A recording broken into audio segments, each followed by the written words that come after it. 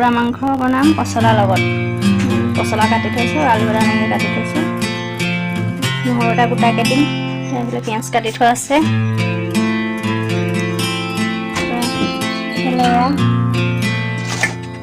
কাৰেণ্টটো নাই মানে সেইকাৰণে ইয়াতে খুন্দিলোঁ আৰু খুন্দি থৈছোঁ।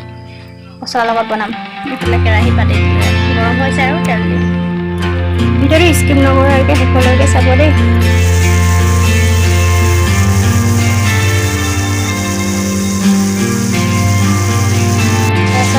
পচলা আলু লগতে দি দিছোঁ।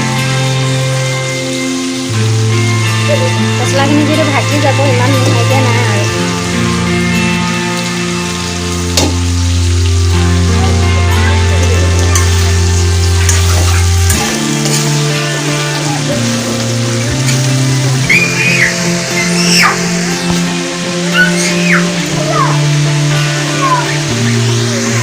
এয়া জ্বলা ভাজি দিবৰ কাৰণে ৰেডি কৰি থৈছোঁ। ইয়াত আছে খুতৰা, কণামূলা, এইবিলাক মাটিকান্দুৰি এনেকৈ মিক্স কৰি আলু জ্বলা, তাৰমানে ইয়াৰেই জ্বলা ভাজি বনাম। এয়া জ্বলা ভাজিৰ কাৰণে এয়া চাওক মাংসখিনি শাক দি দিলোঁ।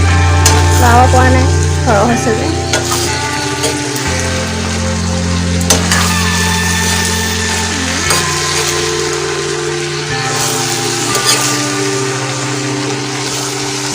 জলকীয়া দি দিম সৰহকৈ, খুব ভাল লাগিব খাই।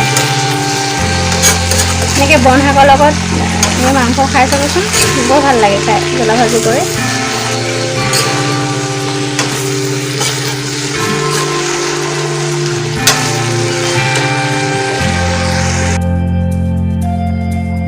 খানা ৰেডি হৈ গ'ল।